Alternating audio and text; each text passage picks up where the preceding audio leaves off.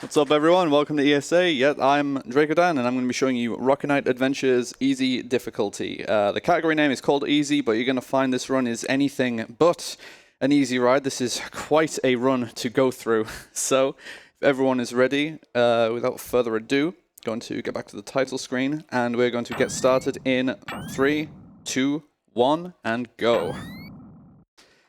Okay, so RKA is, mechanically, it's a pretty simple game as far as your movement goes. You can move, you can slash your sword, and you can use your rocket boost, but the movement mechanics are surprisingly sophisticated despite your toolkit being very limited.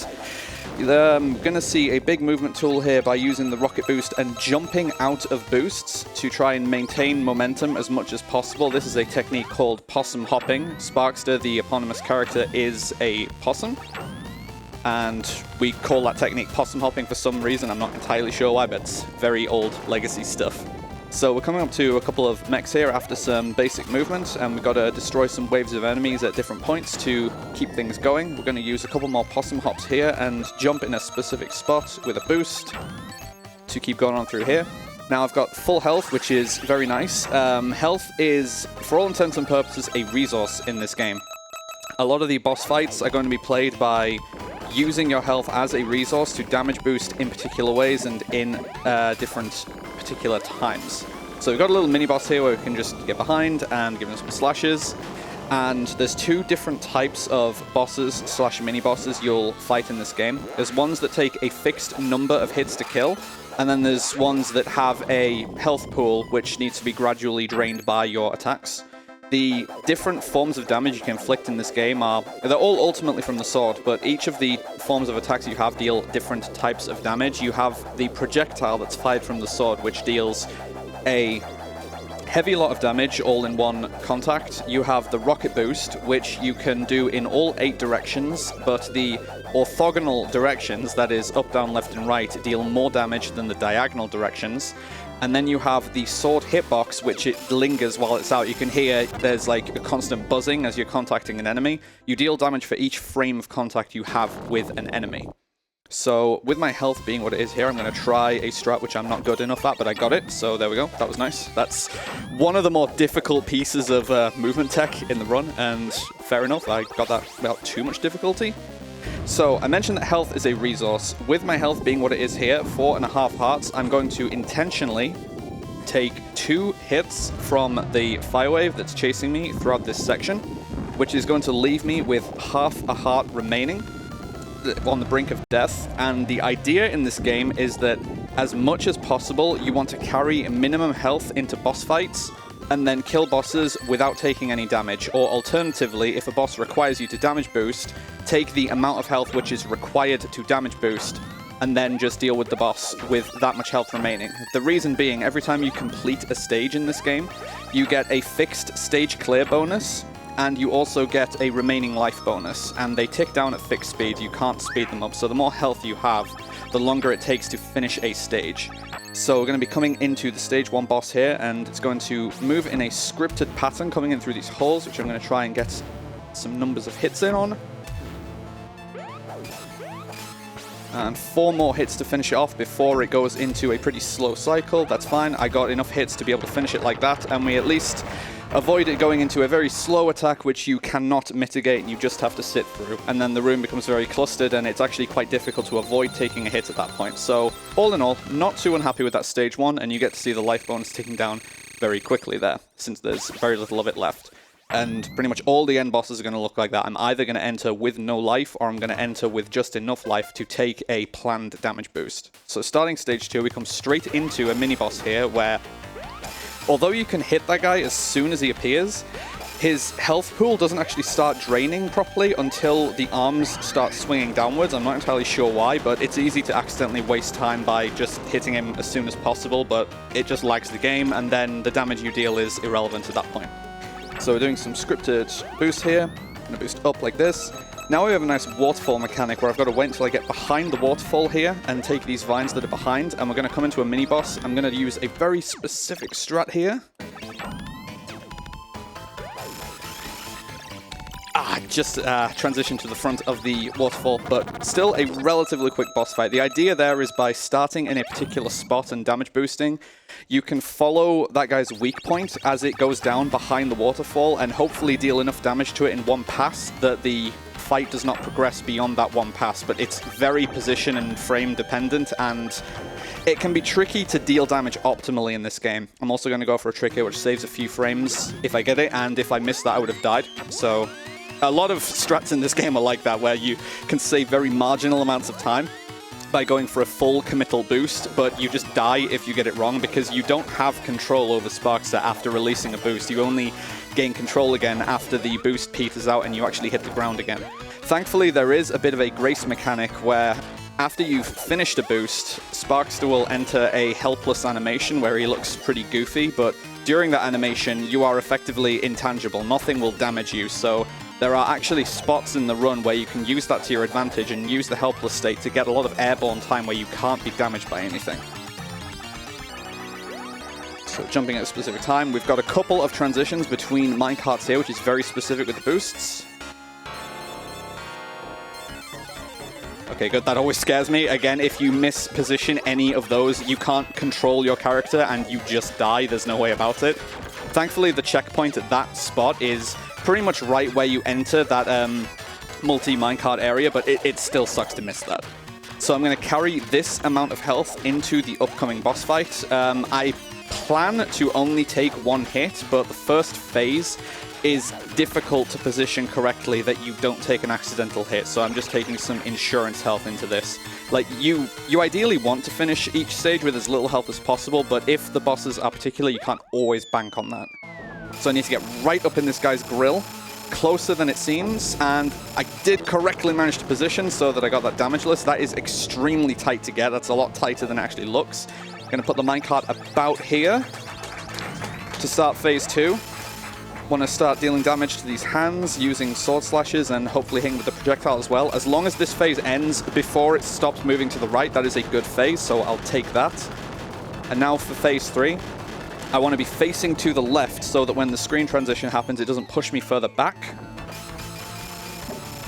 Turn around here so that I get damage boosted into the body and can just pump the boss and get it down as fast as possible. So ideally, you can see I got 2.5 hearts there. You take 2 hearts per hit from that boss. So if you want to be as optimal as possible, you enter this fight with 2.5 hearts, get phase 1 damage list like I did, which like I say is very position dependent, and then take that scripted damage boost. So coming into stage 3 here, we've got some pure movement. We're going to be using the possum hopping again. It's just movement fundamentals, except I cannot see where I'm going because of foreground objects that are going to be blocking me. And this rising lava wave instantly kills you if you contact it. That's good though, that's the dangerous part, and now we just boost you to the end. Okay, I'm really glad that I got that deathless. It's surprisingly easy to lose track of where you are there and or try to jump when you're not grounded, and then you just contact the lava wave and no two ways about it, you just die. You can't save that. Okay, so I turned around there as the boost was ending to get damage boosted to the right, but then I got a really weird collision with one of the spikes, so that was strange. I'm going to take a small moment here to try and showcase something here. Yay, got the nice drop. So the boost mechanics are also dependent on whether or not you're grounded in this game. If you release a boost whilst you're airborne, you will travel along a straight path until the boost runs out. But if you are grounded when you start a boost, you will actually be affected by gravity once you go off the edge of a cliff. And so that's the one spot in the run where you can exploit that to drop down that section a lot faster than normal. It doesn't save time considering the amount of time I needed to set it up there, but it's just a very nifty thing to show off. So that mini-boss there was just a matter of taking some precise shots with the projectile to hit the body. You need to take care of the right-hand claw first, as for some reason, killing that claw cuts the boss's health pool by a very significant margin. And then it takes far fewer hits to finish off the main body once you can put enough hits into it. So, half a heart, I'm going to try now to carry this health into the boss. And the stage 3 boss is actually the only one where you actually get a health pickup in the middle of the fight, which is very nice. And that is going to be part of the planned damage boost strategy. I'm going to take a very slightly slower entry into the boss by going under this bat just to be safe. You can go over, but it's actually a little dangerous. So we've got stage 3 boss here. And this looks very risky when you start by just moving to the left here, but you don't contact the lava. You just have to trust that you don't. You have to really commit to it, but it is fully consistent. If you if you commit to that, you will not hit the lava as long as the platform just started moving. So avoid this fireball, stand here to collect the health, and stand to get hit. And then pump as it comes out, and yep, a nice one phase for the stage 3 boss. So if I didn't finish it off in time, you just restart from the start of the boss's attack cycle. So you can see that wastes a pretty considerable amount of time if you don't get that. And life bonus 400, the optimal life bonus to take into the end. The health meter is a little deceptive because, like, attacks deal a consistent amount of damage to you, but not all attacks are divisible by the same amount on the health meter, if that makes sense. Like, you can have half a heart remaining and your life bonus is either 400 or 800, just because of, like, the way that it's displayed on the meter and the actual values used. So what that can mean in practice sometimes is that you can expect to take a certain amount of damage from an attack, but based on what the current divisible factor is, you might take like half a heart more or less, and sometimes that can get you killed if you're not paying attention to how much stuff can do. So on this screen, you've got wind continually pushing you back, but these barrels do come in a scripted order. So as long as I handle this in a consistent manner, you get through just fine. Now I've got to go along the underside of the ship, and I'm going to be boosting in particular spots, as well as grabbing this one up here just for a little bit of security. And we've got straight into a mini-boss here. You can hit this guy by dropping... Well, not by doing that. You can drop down and then do a horizontal boost into the boss. But the boss's hitbox bobs up and down regularly, but it's a lot narrower than it looks, so it's actually very easy to miss entirely, and then you just instantly die from attempting that. Doing these downward boosts is a lot safer as long as you don't jump the gun and go early like I did, but as you can see, the checkpoint is fairly close to where you are, so it's not a critical time loss to have that happen. So we've got a couple of platforms here, and this always is a bit anxiety-inducing for me, but I know it's consistent as long as you just do that. Come into a corridor here, and I'm using a particular strat here where I'm jumping and then using a projectile so that I'm not getting slowed by my sword slash. On this fourth enemy here, I'm going to hold the boost, wait for the laser barriers to go away, and then we can just toss them up to the end. That's entirely consistent as long as you get it from the get-go. And coming into the stage 4 boss here. Now we're going to see let's go strats to begin here. One of the few moments where you can see the idle animation, because it's best to actually do nothing at the start of this boss fight. This position you start in is perfect for dodging all of this debris. And now I'm going to sit inside the hitbox and pump the weak spot. And my health is a little weird here, but I can take a hit and still survive against this guy, which is the important part. But then, yeah, stage 4 boss dispatched with fairly quickly. So one death so far, a pretty minor death to the stage 4 mini-boss, which was entirely avoidable, but I just decided to release the boost way too early. Like, that's really silly. Also, you can't do a diagonal downward boost into the boss, which intuitively, that seems like the easiest way to do it, but if you do that, you ricochet downwards straight into the death pit, so you can't do that. Now, stage 5 has quite a bit to it, but we start off with this pretty extended auto-scroller, which there is honestly not much to talk about. So if we have any messages from our host, now is a perfect time for it. I sure do have messages. We have $5 here from John Can't Sleep, saying, John can't sleep here. In some faraway galaxy, squirrels and cobras can probably peacefully coexist. Luckily, this isn't the case today. Go Team Squirrels! And then we also have $10 from Graylin saying, Drakodan may be great at Rocket Knight adventures, but more importantly, he is the #1 arms warrior in the world for Onyxia in World of Warcraft Classic. Good luck on the run, pal. Use your better judgment and don't die. Thank you, Gray. That is technically a true statement, but that fight is also a complete meme, which he's not going to let on. But yeah, I'll take the victories I can get. Thank you very much, Gray.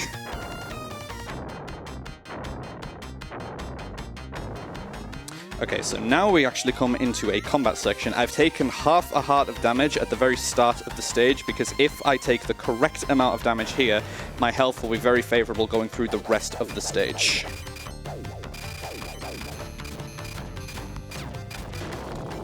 So that's not super favorable, but we can work with it. Finish dispatching this guy. And so we're going to come into the castle now, and from this point onwards, everything in the stage kills you in one hit. Like, if I take damage from any source, I just die from this point onwards.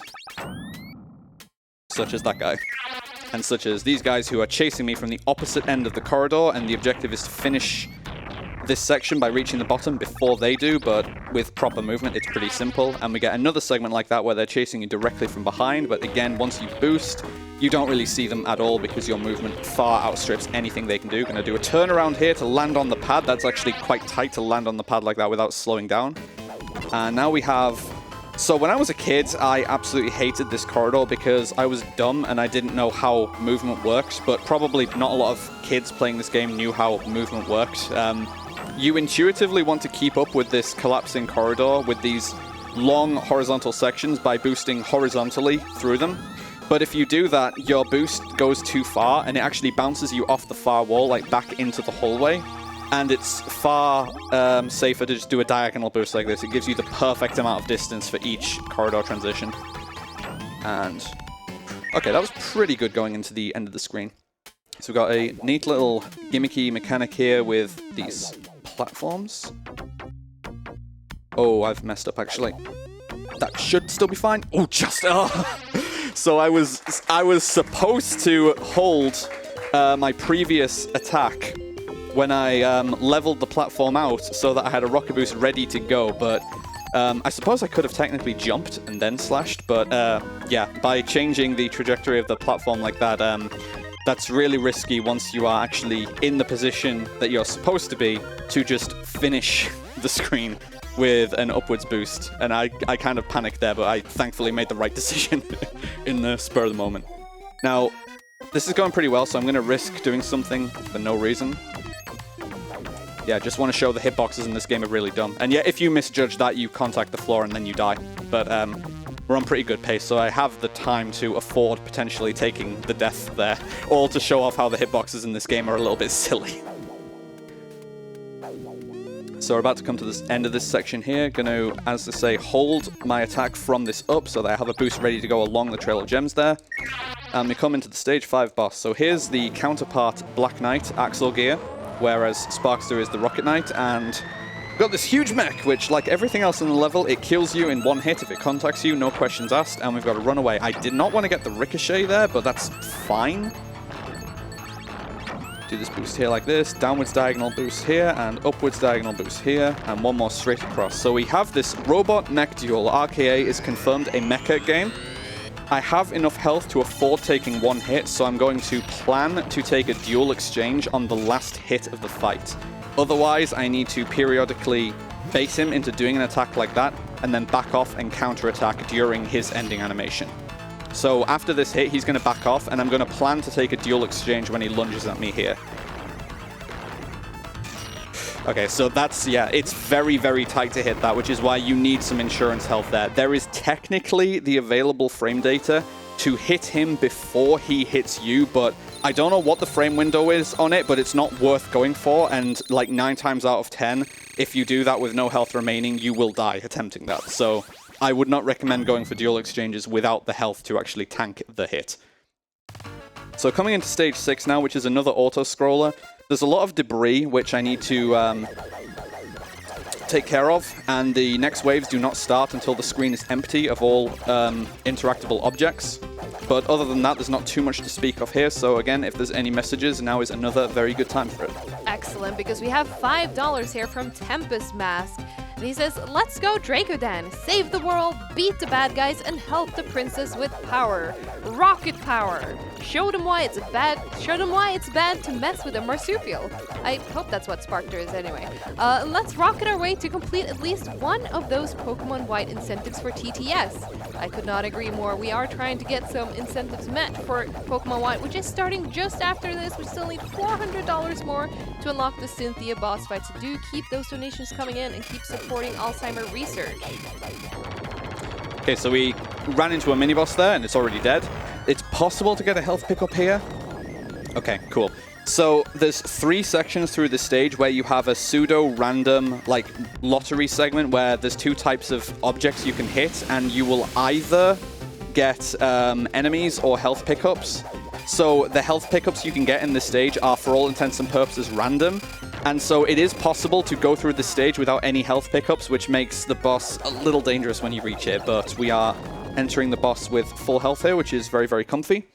It is a very extended boss fight, though. I think this is the longest boss fight in the game. It's multi-phase. There's a lot of moving around until you're able to attack it, and dying at any point during this boss fight is, I think, the single biggest time loss you can take in this run, so hopefully that's not going to happen.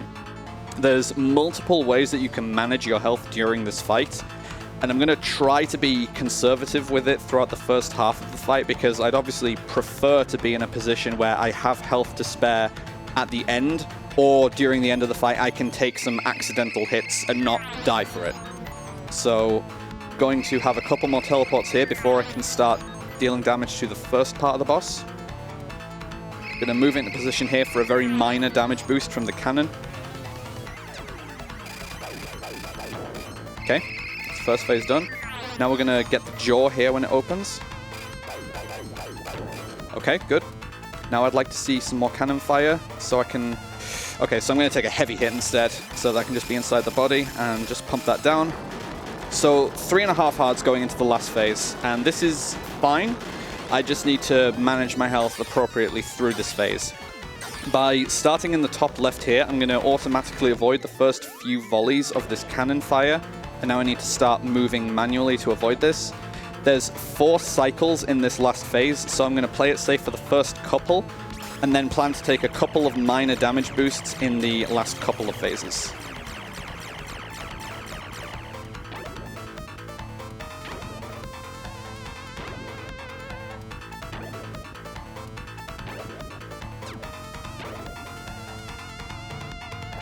Okay. So out of a pure abundance of caution, I'm not going to take any more hits from the laser. Even if I get a suboptimal health finish, I don't want to somehow get screwed over by the health divisibility issue and take 2 hearts of damage from the laser here. I don't want to risk that when, like I say, this is the worst time loss you can take in the entire run if you get that wrong. So I'm instead just going to get hit by one of the little peanuts that get fired here through here. I'm just going to stay in the corner and take a very minor hit. Okay, so I've got a heart here. And yeah, taking a hit here is just death, no questions asked. And that is... Okay, I almost ended up colliding with the boss's actual hitbox, which would have been super bad. Okay, so we're coming into the last stage. It is something, but I'm going to skip commentating over the first section of the last stage and go straight on to one of the upcoming mini-boss fights. It is the hardest part of this run and features the most difficult strat. It's a fight against the Black Knight Axel Gear, and I'm going to be using a semi-task strat, which I discovered a fair bit ago to deal very rapid damage, using a series of 2 frame window hits that are dependent on position. Like, if I misjudge the position, I just don't really contact him.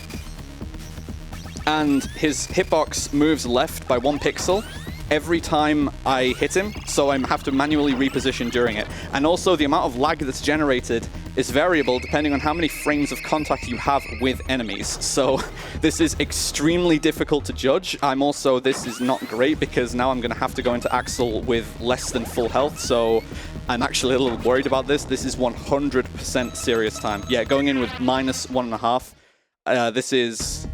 This is crunch time. I'm going to go through this hallway and then going to be entering the Axel fight. This is full-on serious time, and this is by far the hardest strat that can be done in this run. And I need to finish with at least 2 hearts remaining for a quick kill in phase 3.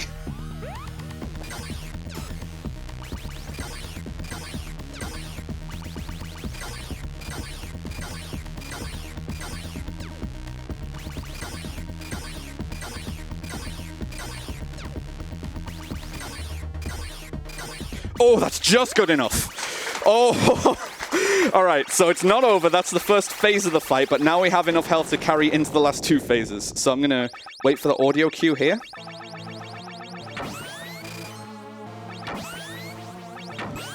Oh, that's fine. Now I need to get into position with the camera scrolled up for phase 3. Boost at a particular time. That's a good collision.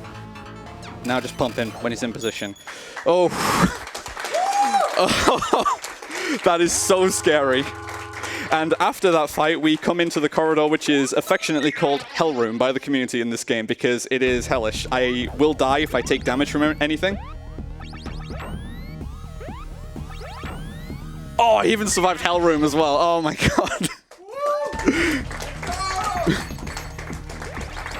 All right, so now we have the final boss, and I have 1.5 hearts. You don't get a health refill here, and this is a long boss fight. But thankfully, the damage you take in this fight is very minor, and for most cases, you know exactly what to expect in this fight, so hopefully it goes well. Oh, that's not great. Please, dude. Okay, so there's that selective intangibility really helping out that I mentioned before. I'm just going to play it safe and see where to... Oh, God. All right, fine, fine, fine. That was a bit slow, but I'm alive. That's the important thing. So now we have a scripted section here where he's just going to use some positional attacks, but they come in a scripted order, so we know exactly how to avoid them. And the heart remaining that I have here should be enough for the remainder of the run. I'm just going to play super safe. You can go for idle animation, let's go strats here, but again, I don't want to take any risks when I'm this deep into the fight. So for this phase, the weak point always appears in the opposite spot to where you are when he starts his attack animation, so I'm manipulating where the weak spot appears at each cycle here.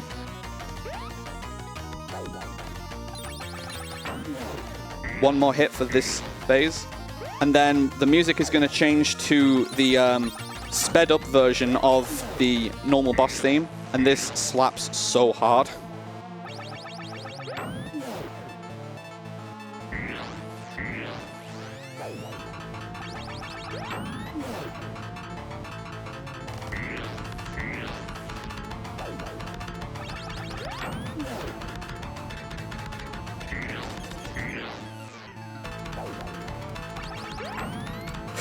That's fine, I'm going to play safe there, though. Dude, you need to work with me here. Okay, fine. Just a few more hits in the last phase, which this is very fundamental for this last phase.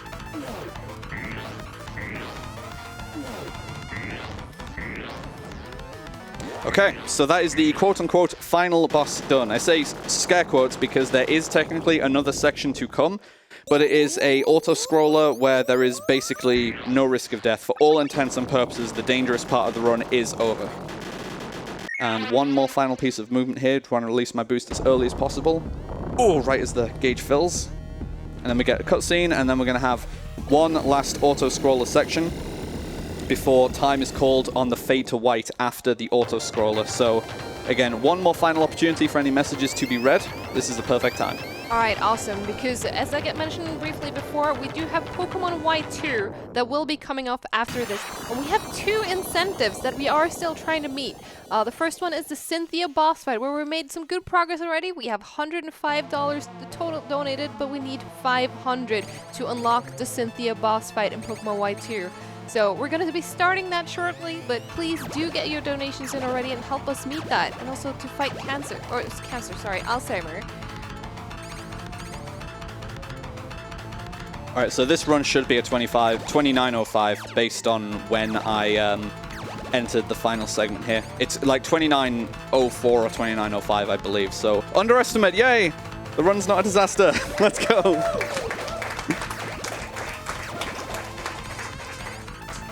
And yeah, this last segment is kind of disturbing. IMO just being chased by this malevolent spirit within a computer screen that's just trying to kill you as its last action. But just one more cycle of avoiding its attack, and now we're both going to burn up on re-entry into the atmosphere, except he's going to die, and I'm not. It gets really close, though. It doesn't have an active hitbox there. You can go right inside it, and it doesn't hit you. But on the fade to white, that is time, which is time. 29:04. Yeah, there you go. All right, yeah. I'm super glad that went as relatively clean as it did. I only yeah, the death in stage 4 to the mini-boss was the only death I think I took through the run, and somehow didn't die through the entirety of stage 7, including getting a decent kill on Axel. I'm so glad that that happened, so wow. Thanks everyone in the audience for the support. Thanks very much to ESA for allowing the opportunity to do the run. Thanks to all the viewers at home for donating and helping these events take place. Just thank everyone so much. This has been a lot of fun. If you're interested in Rocket Knight speedrunning at all, there is, of course, a Discord server. Can be found through speedrun.com on the page for this game or any of the games in the series. Should all link to the Rocket Knight server. Always happy to see new people showing up and show them the ropes in this game. It's such a cool game, and it looks intimidating, and some of the strats are intimidating, but it's relatively easy to get into, I would say, and just make gradual improvements. So if you're all interested, please do stop by, and I'll do what I can to help you out. You can find me on twitch.tv/Drakodan. And with that, I think that's about me, so I'm going to let you all get ready for the next run. So thank you all very much, and I'll see you all next time. And thank you all so much for coming here to show this for us.